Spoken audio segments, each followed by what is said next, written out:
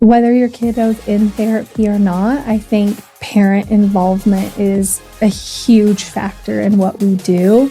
And I think that's why this course is so beneficial, because whether you're involved in your kiddo's therapy sessions or not, like the carryover at home and you learning these skills that we're teaching in therapy or that are being taught in these courses is so important.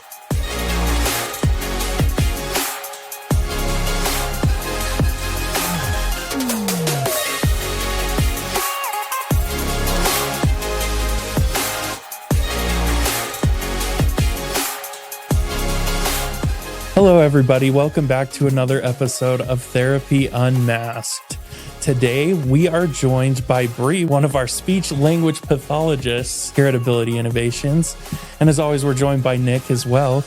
And today's going to be a really cool episode because Bree actually teaches one of our Therapy Unmasked courses that we have available.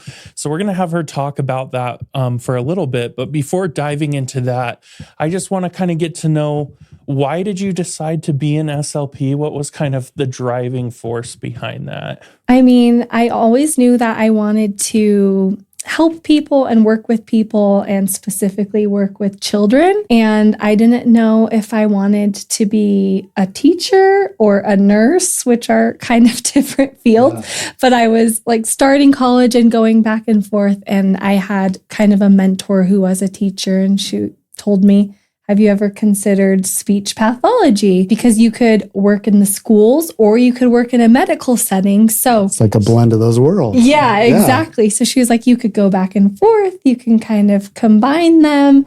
And I honestly had never heard about it, but I was like, sure, sounds great. And so I just went off to college and majored in communication disorders, and ended up finding this whole world that I had no idea about. And I just realized, how important communication is, and just thought it was a really great field to be able to support that. So, and so you learned that, speech language pathology has a lot of moving parts, a lot of different things in it. And then eventually you're like, I want to be a pediatric therapist. So tell us a little bit how you figured out you wanted to work with kids. Yeah, I mean, I've always worked with kids in some realm, like even in high school, babysitting, and then in early college, just working as an aide with kids in the school. And I've always had very little siblings, so I always had just a lot of practice of caring for them and being involved in that sense. So as I was going through college, I just kind of always knew that was the route I was going to take. And then I guess the fate just kind of aligned because I was in college during the height of COVID. And so a lot of hospitals and skilled nursing facilities where you would get practice with adults weren't allowing students. And so I didn't get to have hands-on experience with adults anyway. All of it ended up being with kids. So I was like, I guess this is where I'm going. You're just a pediatric therapist through and through. Yeah, exactly. How long have you been an SLP for? So I graduated in 2021 and it's 2020. So 4 years, I suppose, officially. Yeah. But my undergrad was in communication disorders, and my college was really great. And we had to do clinicals even for our bachelor's degree. And so gosh, I've been doing speech since like 2016 or so, I guess, cool. Just in a student role and a graduate clinician role, and then now as a full speech pathologist. Wow. So, yeah, that's awesome. So in that time that you have been an SLP, what would you say are some of the most common cases that you work with, or most common disorders? Yeah. I mean, it's such a variety, and it also depends on what setting you work in, because now I'm here at Ability Innovations working in a private practice, but I used to be in the school district. So it's so different. But I'd say in this setting, I see a lot of early language learners. So kiddos who are under 3, who maybe aren't talking yet or who are showing delays with communicating. We see a lot of speech sound disorders, so kiddos who have speech sound impairments that are impacting their ability to be understood by others. Also, kiddos who are using AAC devices, which is an alternative form of communication. So supporting them in that way if verbal speech is a challenge for them. We see some fluency, which is stuttering. Yeah, I would say that's like the biggest we see with the pediatrics. It seems like a pretty big mix though of kids, like each case is even if someone has the same disorder, I feel like it's even a little bit different on how you would go about it. A kid could have, we could have 10 kids on our caseload that are diagnosed with a speech sound disorder, but every single one of them could be working on a different sound, So definitely a variety of what we see all day long at the clinic. And your approach would be so much different too with every kid, because every kid is different, but also because, if you're doing one sound with one kid, but there's a younger kid that's working on a different sound, like your approach might be different and might be more play-based or things like that, right? Even though we're doing play-based, we're still using so many evidence-based practices. And so even within that, there's several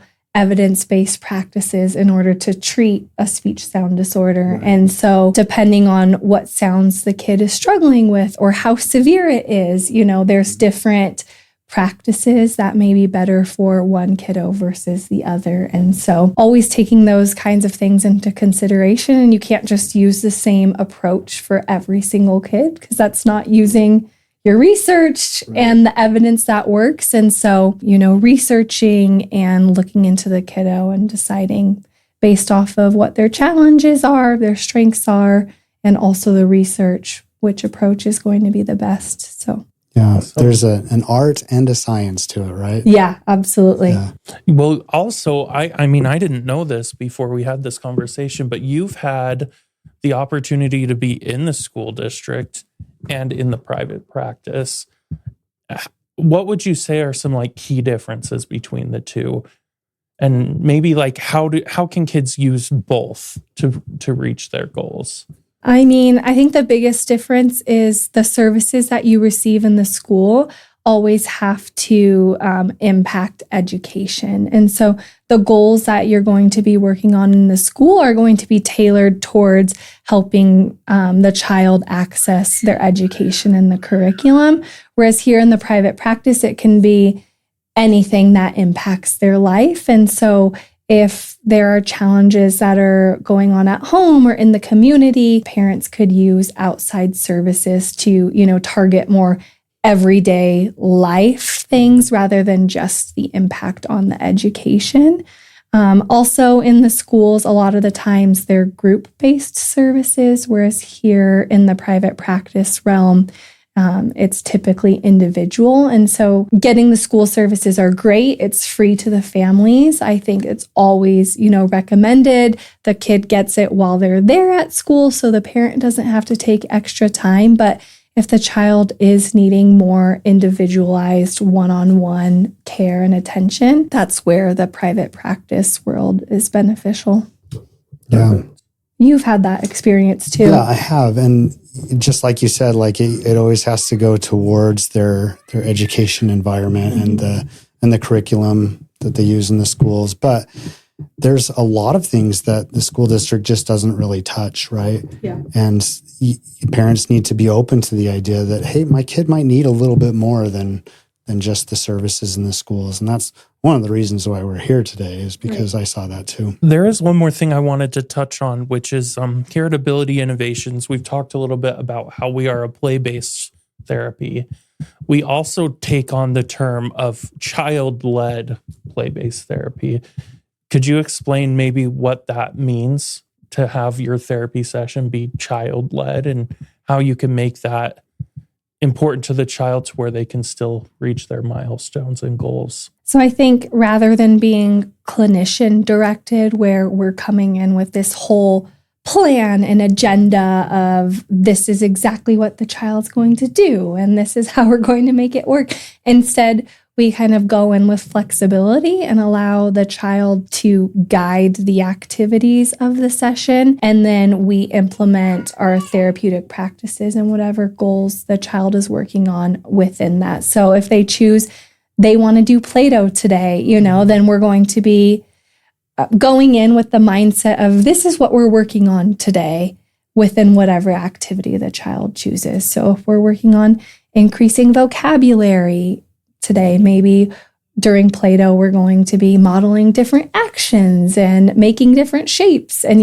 increasing vocabulary in that way. And the benefit of that is that it gives the child autonomy and it just increases their motivation and engagement, and I guess makes it more natural to them. So if we're coming in with, we're going to make them say these words today, well, that might not be applicable to the words that they're acquiring throughout their daily activities and through their interests. So allowing them to direct makes it natural and allows us to work on things that are applicable to the child's environment and their interests. I always call it like child authentic, because I think that, if we look at how people communicate and how they talk, they don't just stick to strict boundaries and strict topics and certain words.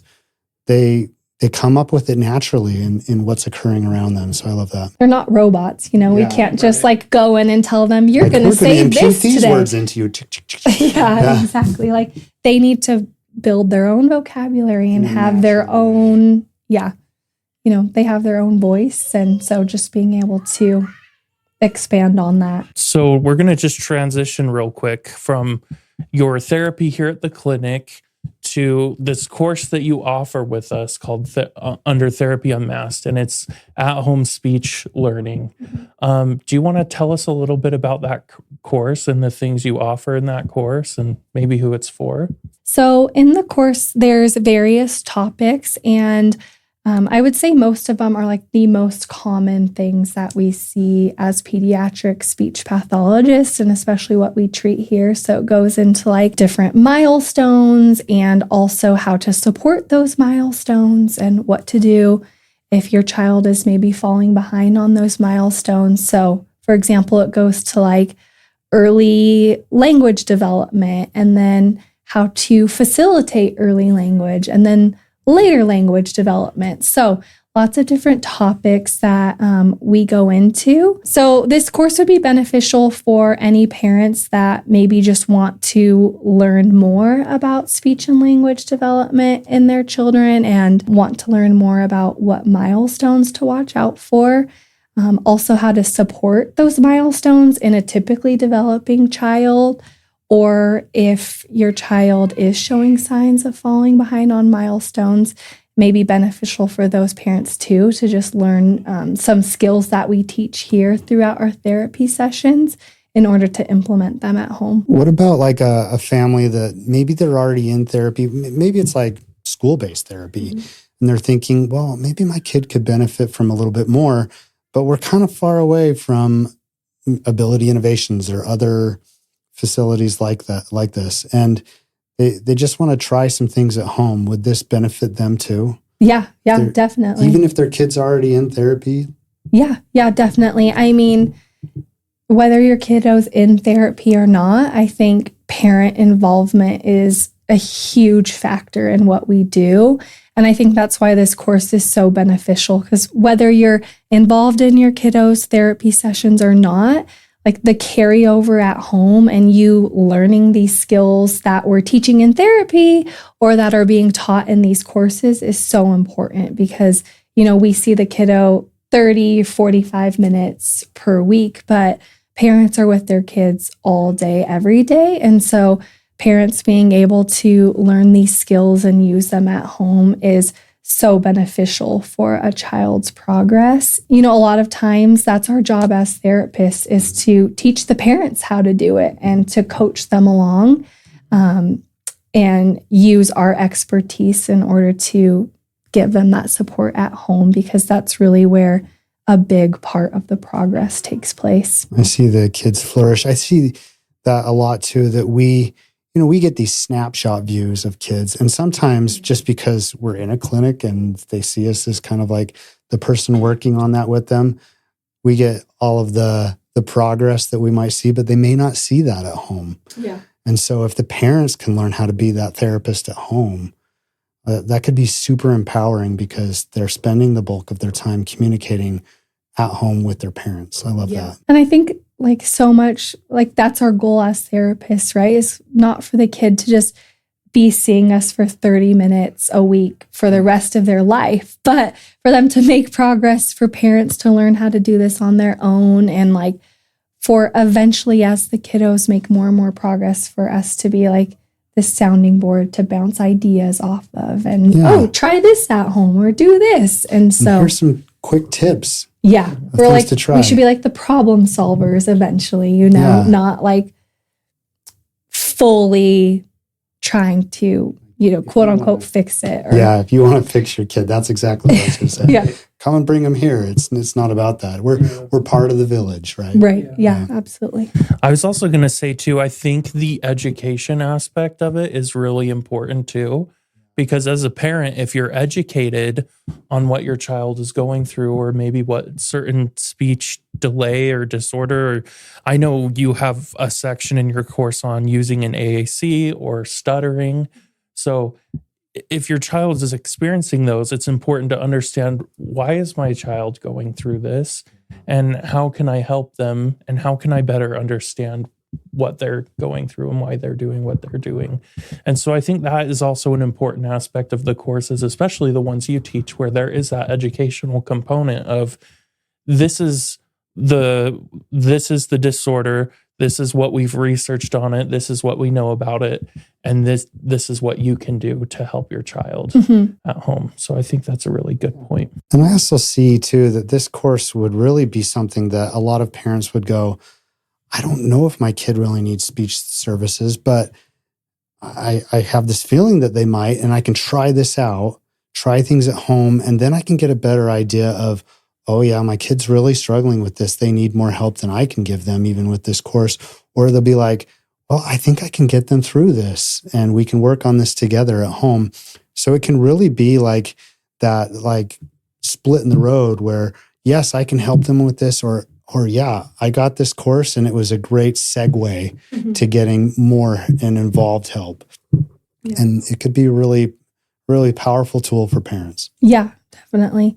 And I think we live in such an age where it's like information overload. There's just information everywhere. And if you start having a worry about your child's speech development, then all of a sudden your Instagram's going to be filled with videos about speech development, And so I think that's another thing I love about the course is it's just like consolidated information, which for me would be super beneficial because, again, all the information that's out there can just be overwhelming sometimes.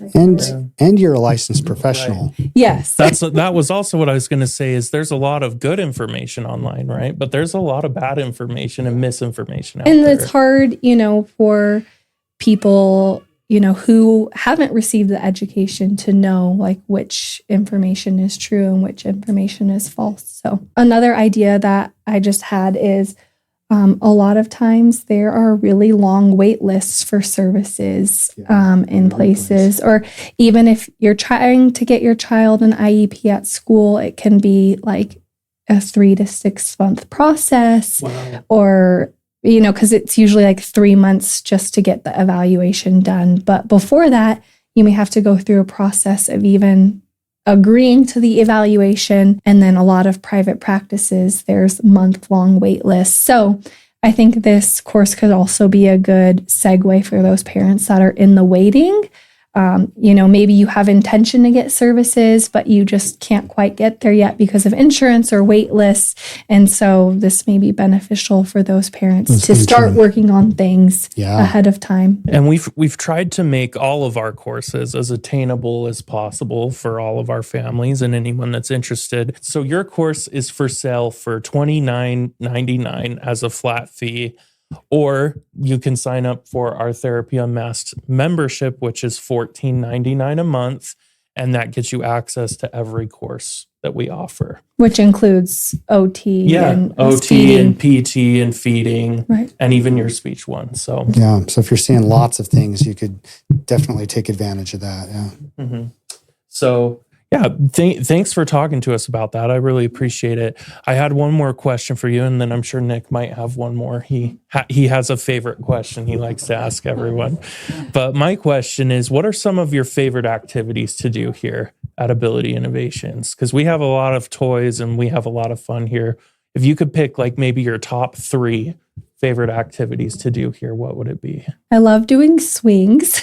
I feel like how many speech paths can say that? Because usually they have to stay away from the swings, but that's true. Here you get to use a swing. Yeah, I love the swings. A lot of the kiddos that we see have like some sensory needs also. And even if they don't, I mean, kids are just active and they like to be busy. And so I love the swings because a lot of times it just gets the kids the movement they need to be able to focus and work on some speech stuff. So sometimes we're like sitting on the big long bench swing together and we're just doing speech sounds the whole time. And that just like keeps them steady because in their mind, they're doing something, they're swinging, but we're working the whole time. So I love the swings.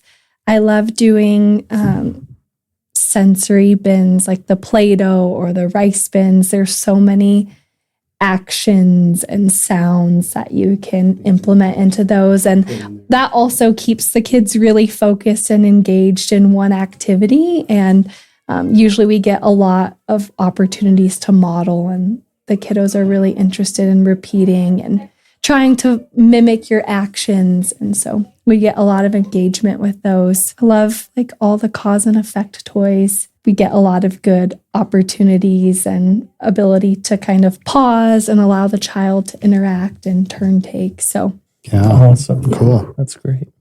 Well, and my question is, and we ask this of everybody too, but we've got this superhero theme at Ability Innovations. And we all, we've asked before, like, what's your favorite superhero? But my question is a little bit deeper. As you've gone through your like speech path journey and you've realized like, hey, I've got these really neat abilities.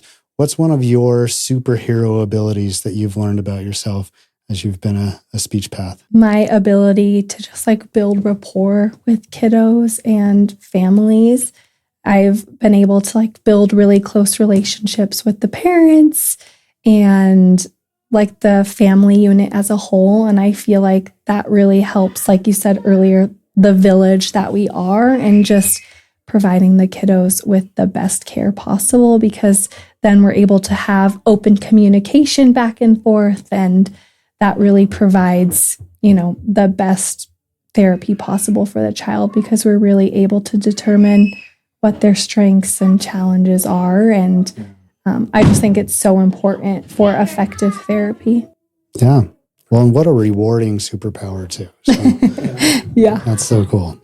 Yeah, definitely an important one to have here for sure. Yeah. And that's what I love about this setting too, is I guess that's another difference with the schools, is you don't get to see parents much or talk to them much, except for, once a year at the IEP meeting. So I love being able to see the parents every session and talk with them and connect with them. All righty. Well, thank you for joining us today, Bree. We appreciate it. We know you have a session you've got to get back to. That's soon. okay.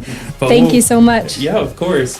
We'll wrap things up. As always, Therapy Unmasked is brought to you by Ability Innovations. Head on over to our website, www.abilityinnovations.com.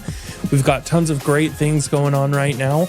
We have summer camps that you can sign your kid up for. We have everything from executive functioning to sensory. We've got a book club one. There's lots of different options for you. So take a look at that.